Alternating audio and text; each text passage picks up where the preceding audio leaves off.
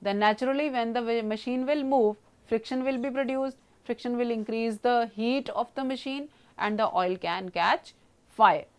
That is why the flash and fire point should be higher than the working temperature. Next is cloud and pour point. Now, cloud point is the temperature at which the lubricating oil becomes cloudy when it is cooled slowly, that is it becomes hazy, and the pour point is at which the oil ceases to flow or pour, that is if we try to pour the liquid from one beaker to the another beaker, then we will not be able to do so, that will be called the pour point. Now, cloud and pour points indicate the suitability of the lubricants in the cold conditions, that is at the low temperatures. If the working temperature is say minus 10 degrees centigrades and the lubricant has a cloud point at say minus 8 degrees centigrade and the pour point at say same minus 10 degrees centigrade, then we will not be able to use that lubricant because it is going to jam the machine. So, these cloud and pour points are increased because of the presence of the waxes. Then is oiliness. It is the measure of the capacity of a lubricating oil to stick to the surface of a machine under the conditions of heavy pressure and the load. So, that means whether the oil is going to stay on the machine or not, that is measured by oiliness, and it depends. So, we select the lubricant depending upon the oiliness to form the continuous film of the oil which will not break. So, oiliness and viscosity are not actually related. High oiliness does not mean high viscosity, they may be opposite. The mineral oils have low oiliness, and this can be increased by the addition of the fatty acids just like oleic acid or the stearic acid. Then volatility, it is the tendency of a liquid to vaporize with the increase in temperature. We all know that vapors are formed at higher temperature. So, if the machine is working under higher temperatures, then the naturally oil is going to vaporize. So, we cannot use high volatile oils as lubricating oils because that is going to damage our machine. Then is color. Now, color is used as an indication of the type and quality of the lubricant, because it means that in say aviation fuels or in the ship diesel fuels and in the regular say automobile fuels, we need different oils which can be recognized easily.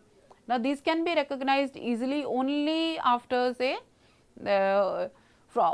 from the color.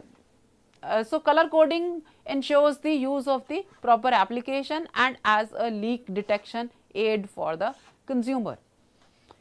So, color coding of different oils, actually it is helpful to us also in a way that if in some part the oil is leaking, then we are able to pinpoint the area where the damage has taken place, right. Then second is ki in different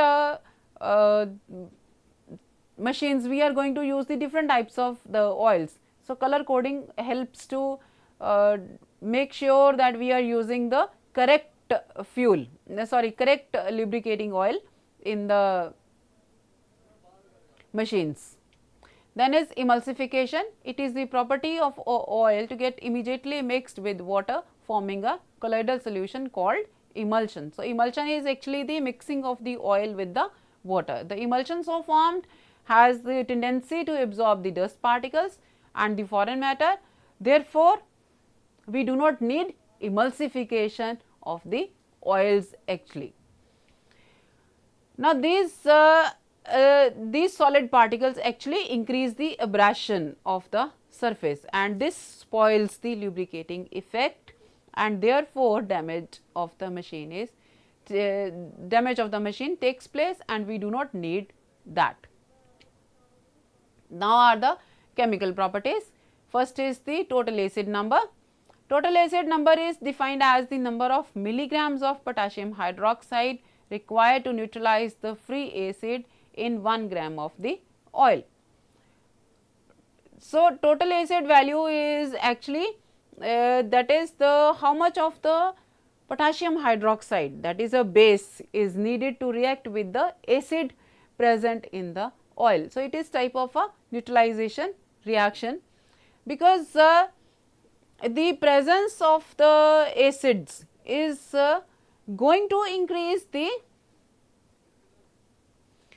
corrosion of the machine parts, and acids are present because of the oxidation of the oil in the air. So, it also helps in determining the age of the oil, that is how much old the oil is, that is determined by the total acid number. So, if the total acid number is higher, so it means that oil has been kept open in the air for a long time. Then is saponification value. Saponification value is again the milligrams of potassium hydroxide required to saponify 1 gram of the oil. Now, we all know that oils react with alkalis to produce soap and glycerol. So, that is why when we react a lubricating oil with the potassium hydroxide, then that process is called saponification value. Now, only the vegetable oils undergo this type of reaction, not the mineral oils. Therefore, this reaction is used to identify the type of oil, whether it is a vegetable oil or it is a mineral oil. Second is, it is also used to find out the non-fatty impurities in the oils. That is, if the vegetable oil is there, again then how much of the non-fatty impurities are present, that is adulteration, say adulteration in the lubricating oils. Next is the iodine value. It is defined as the weight of the iodine absorbed by 100 grams of the oil. That is, if we take 100 grams of the oil and add pure iodine to it, then whatever is the weight of the iodine absorbed, that is called the iodine value. Now, iodine will be absorbed only in those cases where the double bond or the triple bonds are present, because now we want to change the double bonds and triple bonds to the single saturated bonds. Therefore, iodine value is an indication of the unsaturation of the hydrocarbons present in the mineral oils or in the non-drying oils such as olive oils. So, it means unsaturated oils are going to have higher iodine value, whereas the olive oil is going to have 0 iodine value, because it does not have unsaturation, it is totally a saturated compound. Then is aniline point. Now, aniline point is defined as the minimum equilibrium solution temperature of equal volumes of aniline and oil sample. It means that if we take aniline and oil and add the two in equal quantities, then wherever the equilibrium is achieved, that is called the aniline point. Now, that is in case of the pure parts. Now, if we are using an adulterated lubricating oil, right, then what will happen?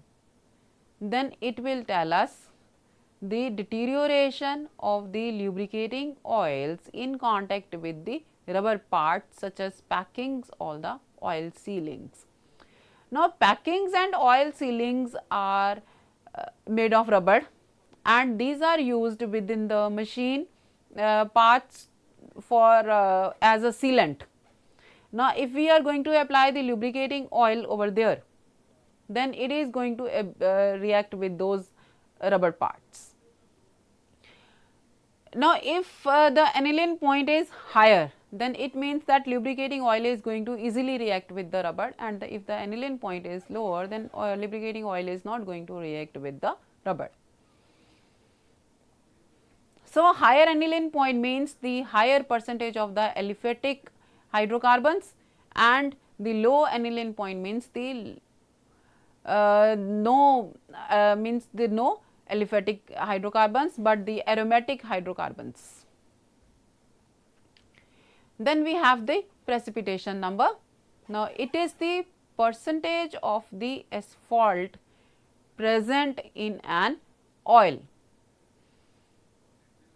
Now, asphalt will be present in the lubricating oils which are made from the crude oil, because the last fraction is called asphalt in the crude oil. Now, if a known weight of the oil is dissolved in petroleum ether and it is then centrifuged, then asphalt will precipitate.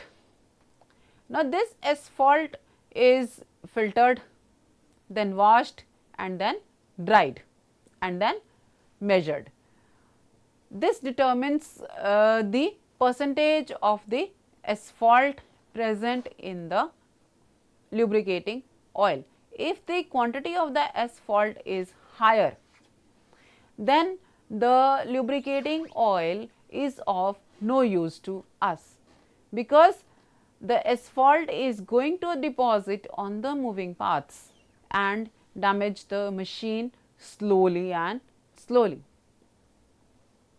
So, we do not need a higher precipitation number in the lubricating oils. Then is coke number. Now, lubricating oils contain the higher percentage of the carbon in the combined form, that is in the form of hydrocarbons. Now, unheating these decompose, depositing certain amount of carbon which is highly undesirable, particularly in air compressors and in the internal combustion engines. Now, hydrocarbons, as we know, when they burn, they produce carbon dioxide and water. Now, this carbon dioxide is going to evaporate, but sometimes what happens is some unreacted carbon is present in the oils, and that unreacted carbon gets deposited on the machines, and this is not required, especially in case of the air compressors and in case of the internal combustion engines, as in the scooters or in the petrol engines. Now, a lubricating oil, it means, should have the higher coke number. Now, this higher coke number, a lubricating oil should have the low coke number.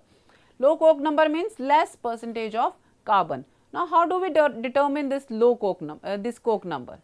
Now, we take a known quantity of the oil, we evaporate it, vaporize it by heating, and then whatever is the residue left, that residue is then cooled and weighed.